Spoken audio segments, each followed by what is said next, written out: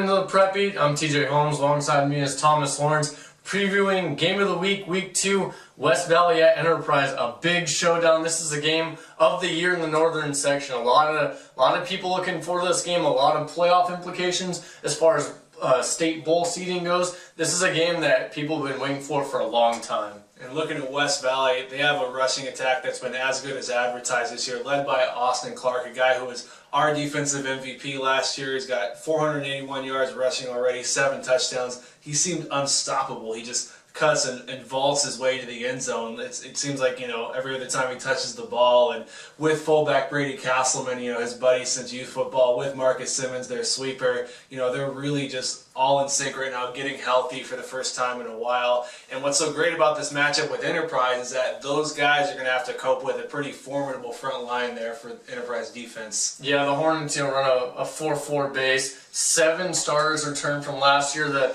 only one that doesn't return as a starter is Bob Gillespie, who saw significant playing time on the defensive line for the Hornets last season. So this is a whole defensive front that's used to playing together as a unit. Nick Thomason, one of the leading tacklers in the section last year at linebacker, he comes back. This is a very strong defensive front. They showed it last week against Oakdale in the Sac-Joaquin section. They were able to go down there and pull out a 23-22 win against a Wing T team that Darren Trueblood said was one of the best teams that they've seen run that type of system in a long time.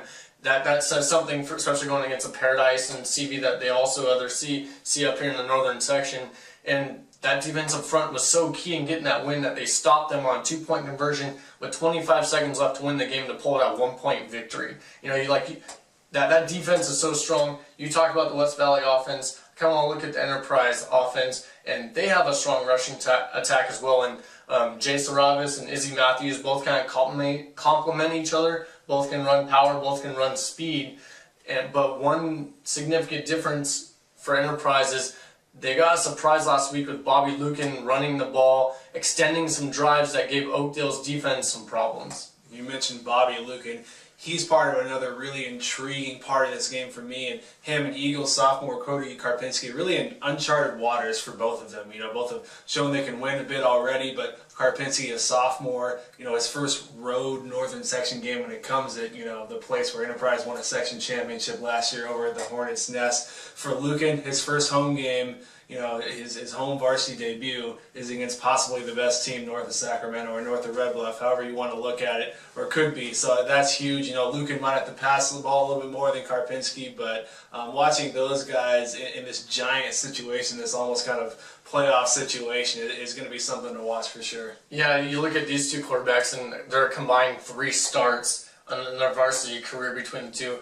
So early in the season, not being used to it, they're game managers. It's who can make the least amount of mistakes. And I think that besides the trench wars between the running game and the hard-hitting defenses that we're going to see, I think that the next thing to look at as a key matchup is these quarterbacks and who can limit their mistakes and move the offense down the field.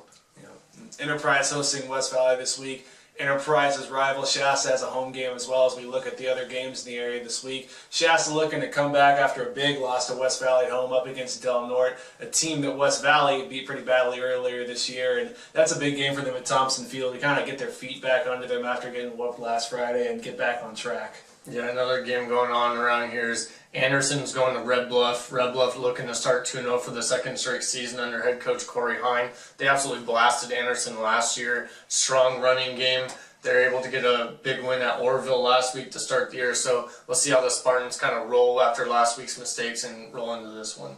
All the attention, at least up here, honestly probably down in the Chico area too, is on that West Valley Enterprise game, but quietly a huge game in Orland. CV travels to Orland, a team it beat last year at home in Shasta Lake. That was their first win, I believe, and this is not only a bit of a rivalry between the two, but this has huge playoff seeding implications down the line. This could very well determine a 3 seed who gets a home game or much more come November. Yeah, that game's a big one. I know West Valley and Enterprise are in separate divisions, but that has a lot more playoff implications as far as a state bowl game is concerned. So this is that game of the year that we've all been waiting for, and hopefully it plays out to the exciting matchup we think it's going to be. Yeah, time's been moving slow this week. Yeah, it certainly has. For more high school football coverage and game recaps and photo galleries and videos from From the game of the week, check out prepbeat.com.